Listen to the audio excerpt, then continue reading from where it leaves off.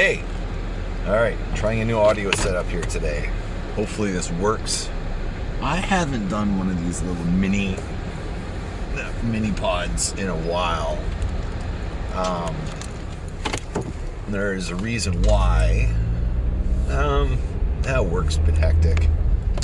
You know, it does pay the bills, but it does get in the way of life sometimes. But hopefully I'm past that gray spot, for lack of a better word. And we just got past a big storm by Manitoba standards.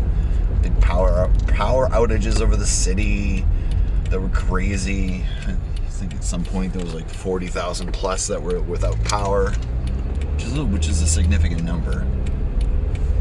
There's still places that are still without power, and this is back from last Friday, so it's pretty crazy shit. But it made for a very interesting Thanksgiving weekend. Yes, up here in Canada, it was Thanksgiving this past weekend. We had our Thanksgiving got rescheduled due to a power outage because there's a tree that fell on the power lines at where we were having Thanksgiving. And then, interestingly enough, Thanksgiving was rebooked for the Monday. We had to shuffle stuff around this weekend. It was kind of crazy. But anyway, so ended up being Monday. With my cousin and my side of the family. Anyway, all that being said, so we went together on Monday for Thanksgiving at her place. She was cooking this, I guess a roast, or more like a beef brisket sort of thing. One of these really slow cooking things that you know are going to taste awesome when it's done. And I think it was 2 hours into a 3-hour cycle or something like that. And with 1 hour left to cook, she got all the vegetables ready. She's going to throw those in the oven. And then I think she managed to get as far as throwing them in the oven, and then the power went out. It's like, are you kidding? This is Thanksgiving version 2, because version 1 never happened, and here we go again. Heartbreaking. For her. I mean, we're all okay. We're going to make it work any which way, because, you know, Thanksgiving is about family and that, right? It's not about what's made, but, you know, she planned this elaborate meal, which was awesome, by the way. Just phenomenal. Had a really, really good time. It's always fun hanging out with my cousin. Hi, Kara. Anyway, we had fun. We had Thanksgiving with her folks the day before, which was good as well. No turkey to be had in this Thanksgiving, which I'm kind of happy about. I think turkey is one of those overrated foods. I mean, I don't know. White meat over dark meat.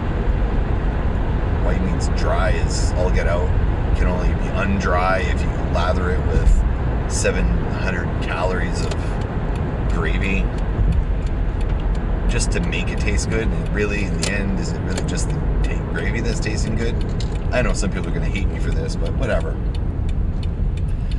Other stuff, we had Ryan Sorensen's part 2, just came out on Monday. We posted it on Instagram, and somehow Instagram deleted all of the show description, which is really odd. But it was great to finally get that episode out there. It was really, really exciting. Ryan, I thought Ryan was going to be a pretty good guest, but he was far more interesting than I could have hoped. I knew it was going to be interesting because, I mean, big fan of the Disraeli Dreamers, and I'm a big fan of what he does with Tova Rock Fest, which is it's a festival he organizes with a couple other guys. And I mean, his pedigree is impressive, so I thought, you know, that alone is going to make for a very, very interesting episode. I wanted him on the show like right from the get-go. And boy, that boy is smart. and nerdy. He's nice and nerdy. We had a long, in this past episode, we talked about upcoming films, and he had a really good perspective on the MCU, the Marvel Cinematic Universe. That was incredibly interesting. Just cool stuff, man. Like, I don't know. It kind of took me by surprise with how nerdy he was. But bring it on, brother. Anyway, that was good. I hope you guys liked the episode. I wouldn't mind hearing some comments about it. What was your thoughts on the 1-2 punch of Ryan Sorensen for a couple episodes? To me, I thought it was great. Really enjoyed what he did with the show. Secondly, in between those two Ryan episodes, we did our 200th Podbean episode. Now, some of you are going on the Podbean and saying, well, wait a minute, 200 episodes? It says 220 here. So, just to take a step back, for those not in the know, Season 1 was done exclusively on Podomatic. It was when I was testing the podcast waters, and if you're going to test podcast waters, nothing wrong with Podomatic, man. If you want to be a long-term podcaster and you want to put up a lot of content, unfortunately, it just doesn't work out. They keep having these chokes on bandwidth, which, I don't know, some say, well, it's never going to be a problem. But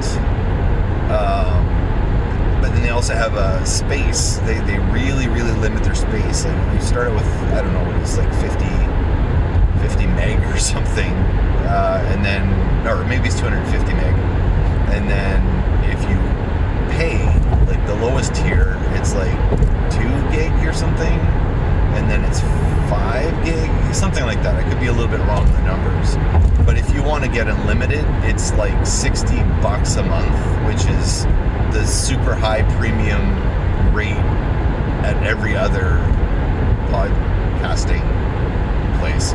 So, but anyway, it was a good place to start. Their analytics I really, really like. I like how all that works. It counts streaming, it counts downloads. It lets you know how you rank within the Podomatic family, within your category and outside of your category. Like, the analytics are the best. If Podbean could just get at that level, it would be great. Podbean is 90% great. I'd say 85% great. Everything on the podcasting side is great. But analytics, it does not count streams, which in this day and age, more people all the time are streaming over downloads. So when you're gauging your audience and you're seeing how many downloads you have, it's not a true reflection of what you're doing. It's just like, no one's going to go out and buy an album anymore. They're going to stream it. Are they going to download the album? No, they're going to stream it. Why would you download? Like, downloads don't mean anything anymore in this day and age. Downloads are it was the last generation of music and everything else. People used to download. You go to the iTunes store, you download the album, you pay for the album, you download the album, so it's downloaded into your iTunes player, so you can listen to it on your iPod, your iPad. You can listen to it on your MacBook or your PC or whatever. Like, it was the download era, and that was like within the last 10 years or less. And now it's all streaming. So I'm not sure why Podbean fell off the wagon. They used to count streams.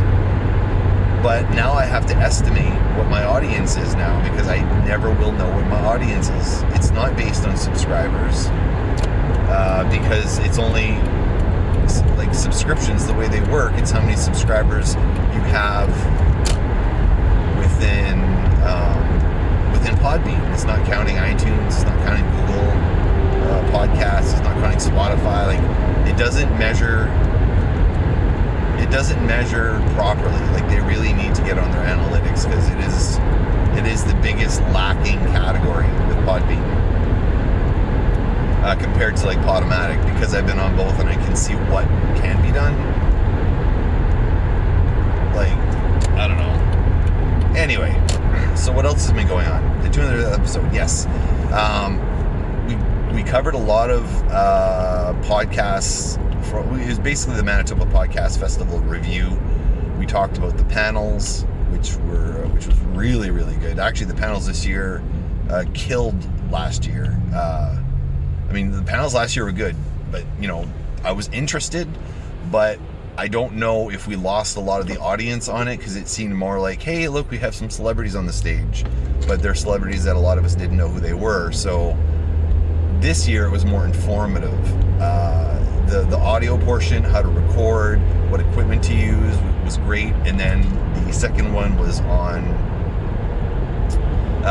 video and YouTube and that sort of stuff, and I mean it was so good to the point that we are re-looking at the equipment we're using, which is why I'm using what I'm using today, because we record a good portion of our episodes on the road. I'm on the road, my brother's in the studio, or I'm recording solo. The audio in the car is the tough part, because there's always going to be ambient sound. There's no way to, you know, I can't put a spit mic in the car because I'll get pulled over.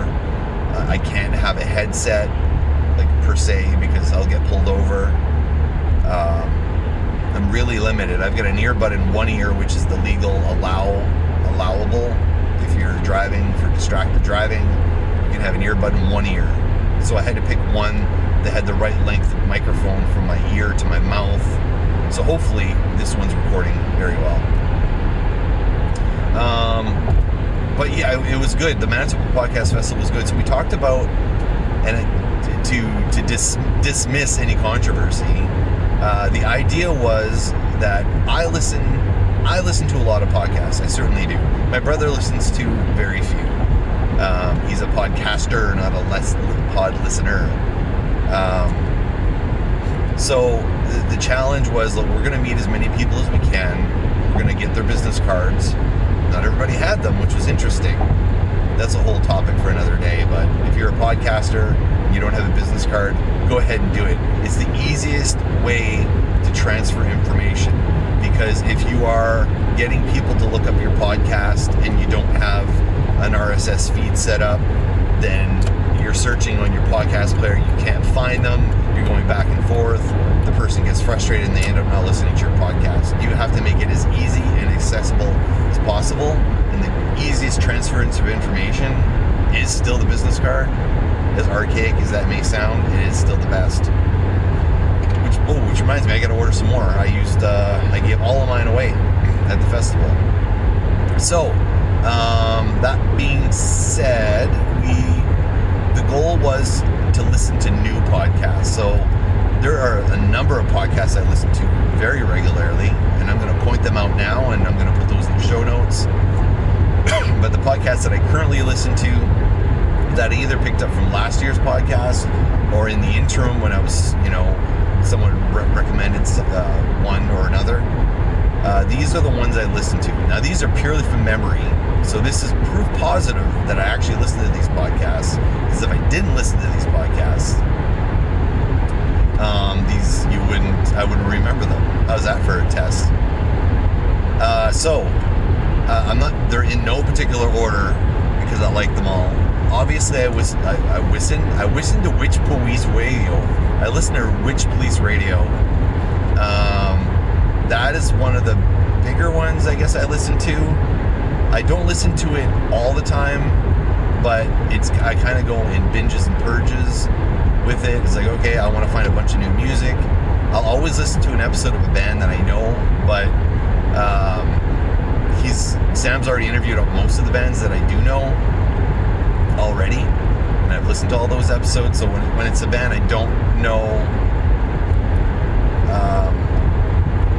I tend to skip unless I'm looking for something new, or someone recommends, or I usually go by Matt at the office and like, you know these guys? And oh yeah, they're good. So then I'll go ahead and listen to the episode. That's probably my first go-to. It's the first one on my list. When I see new episodes, I look at it like, no. The next one on the list is primarily Critical. I've been listening to those guys for a dog's age. It's one of those, the format of their episode is different in that I could probably download episodes of topics I'm not familiar with and still be okay.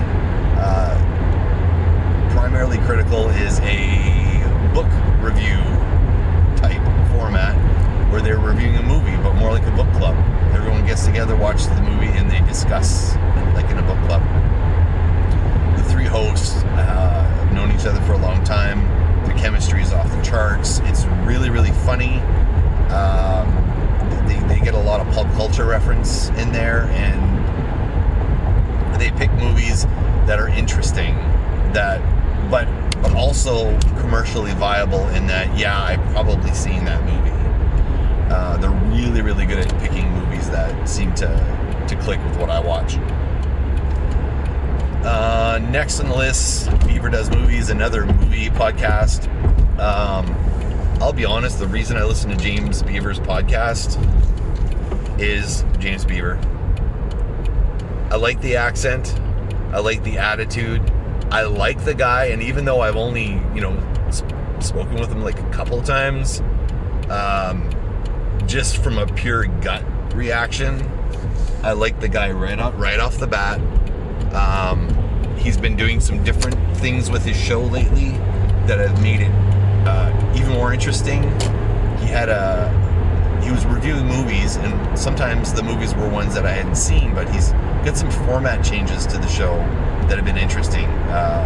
We'll have a guest on. He usually has a guest on, but he'll have a guest on and he'll talk about, 5 favorite movies or 5, least favorite movies. Like little things like that just shows that James is in this for the long run. He is looking at always changing the show and doing different things with the show and keeping it fresh. One of the habits of a podcast is to pick a format that's incredibly static, and you get a good run of episodes on it. You get maybe 50 episodes in, but then what? Then what do you do? How do you change it up? I think it's important to change it up. A, it keeps your audience engaged, but B, it keeps you from getting bored. Because the minute your podcast gets bored or gets boring, the audience gets bored and they go somewhere else. What else is on the list? I listened to the Super Pulp Science podcast. That's GMB Chomachuk, or Greg Chomachuk's podcast. I apologize. I always forget who the guests are, but he has had CM, I'm going to pronounce it wrong, Bako. She's a writer. She works for Chizine, and she's been on there, but sporadically, I guess. But anyway, that's a great show. It's a creative process show, and it's very, very interesting. They talk about, okay, we went to this convention. Here's the things we did. It's very good, but they also talk about it's creators talking to creators. It's very interesting. It's very loose, but it's with people that have had very good success in their particular industries. The other one I listened to is Creative Conundrums. Lots of C's here. That has got Doc and Senpai. I met Doc at KeyCon this past year, and I fell in love with this man. This guy's fucking great. You don't say that about a lot of people, but this guy's fucking great. And I got a chance to meet Senpai at the podcast festival, and I get to meet her finally. And man, I don't know. I really like them too. They're very interesting. They have a very good formatted show. There's lots of humor, but it's also very personal. And that, I think, is why I like the show the most. They're not afraid to hide their feelings about things. They're very good people, and they talk about problems that face society, like depression, anxiety, things like that. So it's offering, it's a show that offers, basically, it's a write-in show. So you write in with your questions and they answer them, and they talk about the conundrums of being creative and the roadblocks and that sort of stuff. Very, very good show. I only started listening to it, and they're only a few episodes in, but very solid program. Highly recommend. What else is on the list? What else am I missing? Paper Cuts Podcast. Met them at the convention last year. Very good quality. They interview people from Winnipeg. They're not specifically music. They kind of interview a little bit of everyone. They got my respect when they had Chris Kirpin on the show. An old ex-relative of mine, I guess.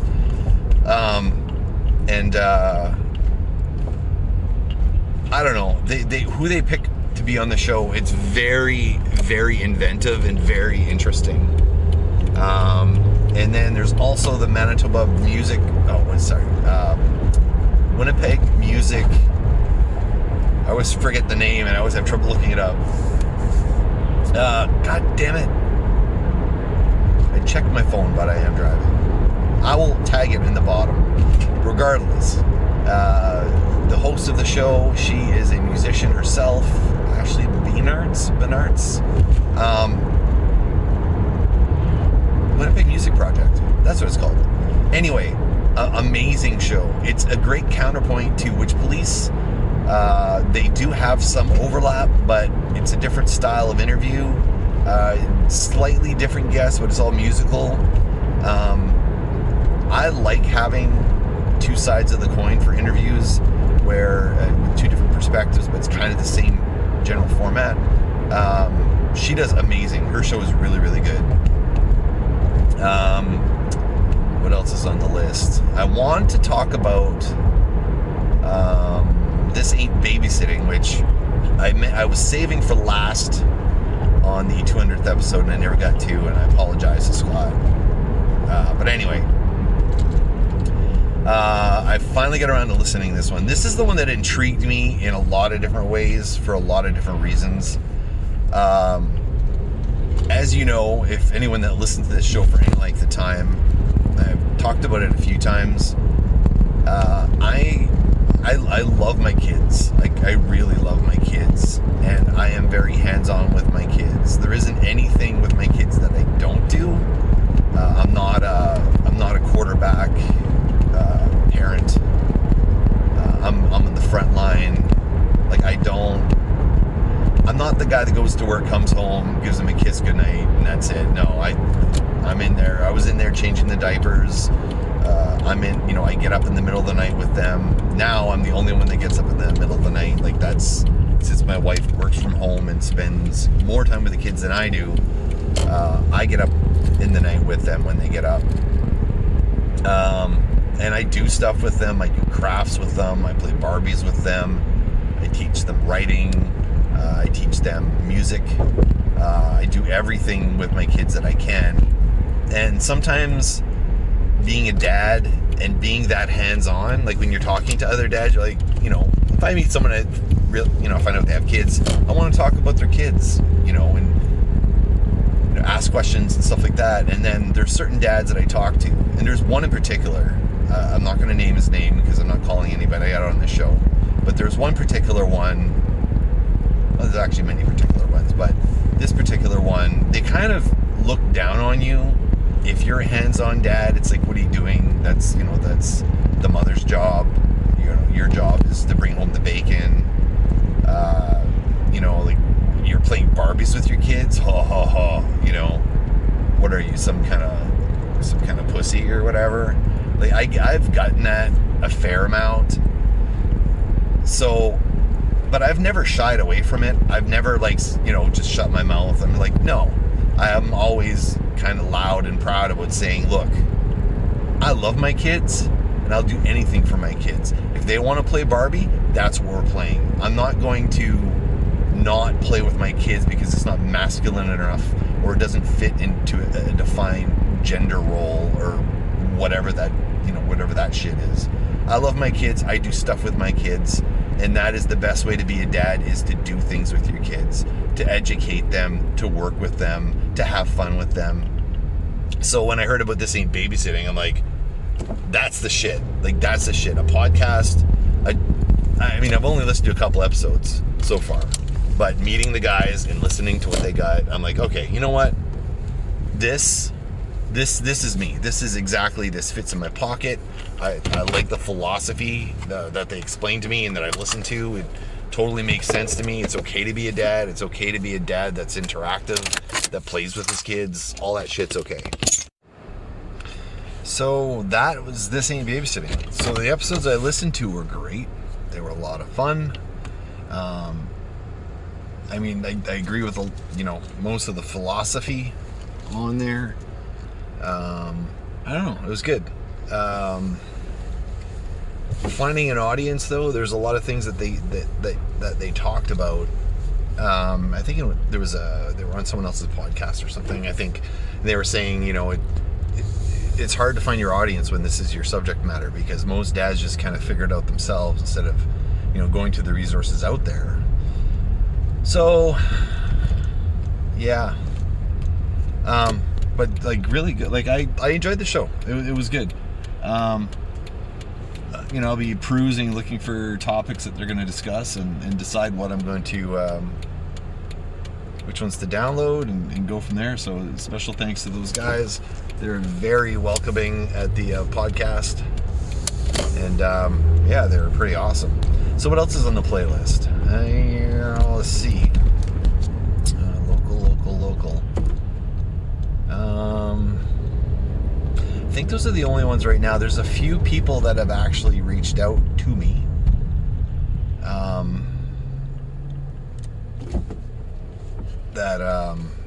Sorry, I was just paying attention to traffic here. There's a few other podcasts that have reached out to me that I'm going to be checking out. But I mean, those are the ones that are in my on my list that I listen to, plus all the ones I mentioned before.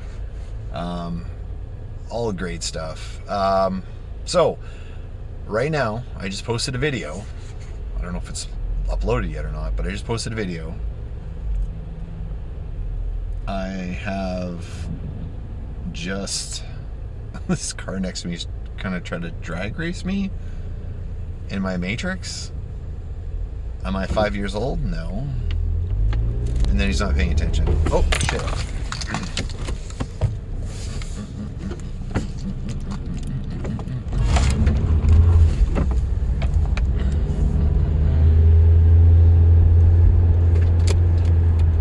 Yeah, that was interesting. Anyway, so I just got back from the printer being Staples, so not a true printer, but and picked up my, this girl's got a lot of Captain Morgan. Yeah, so I printed off a copy of my book, the current book, and I have it, and I held it, and it was pretty freaking cool. It's pretty interesting, like just to hold it in your hands, and this isn't the first time. But I mean, it's still, I don't know, it's still like, I'm still getting giddy just looking at it. It's like, that's me. Like I did that. Like that's me. It's my work. So very exciting. Yeah. So, what is the plan on the writing front? Well, the writing front is I've got multiple endings. There's a few little angles that have popped up during the editing process. And they're not minor angles either. I mean, I can go with my original intent. My original, my I don't know what the right word is. Basically, my intent in the novel and what I was going to do and what was going to happen in the beginning, the middle, and the end. I can go with that original idea and leave it as is, or I can tweak the ending in 3 different ways. So the one ending is the original ending I'd planned, which is a shock ending on its own. The second ending is going to be based on some information that kind of pops up throughout the book and culminates in the end, and it leads to a whole bunch of other topics of discussion and things that can and likely will happen. And then there's the other ending, which is completely open-ended, finishes the book and ends the book. It leaves a few questions behind, which is the nature of what, I mean, I don't want to give anything away, but the nature of what I'm explaining in the book, the nature of the story, it explains that in a interesting fashion. So, do I just go with that? Which one do I go with? And I kept going over and over the ending. Well, the ending, like there's a penultimate chapter, if you will, and then there's the kind of the epilogue at the end. And the epilogue relies highly on what happens in that last chapter before that comes before that. So the idea is, if I'm going to change my plan, alter my plan somewhat, and go with it, I may have to basically, it's hard to say something without spoiling it, but there's certain characters that have, at the end of the book, each of the characters come up to an ultimate moment in their lives. It is a critical moment, it is a key component, and it's going to affect their life, it's going to affect the rest of their life. So it's very important, and to each of those characters and where they're going to go and what's going to happen to them. And I'm being very delicate and careful because I don't want to abuse the characters or misuse the characters. In some fiction, there's a predominance. See, I'm a writer and I'm already forgetting words. But there is a particular method. Well, okay, what it is they kill characters off. That's what it boils down to. They're just killing characters off for the sake of killing characters off, for shock effect. And that's it. Like, that's what they do. Like, just, okay, I'm going to kill these people off, and that's it. And it doesn't serve a plot point in the least. It doesn't mean anything. It has no significance. So I don't want to have that. Like, I want the characters to serve the story, but I also want the story to serve the characters. I don't want it one way. I want it both ways. So in order to accomplish that, I got a few decisions to make, but they're all good decisions. They're all very exciting.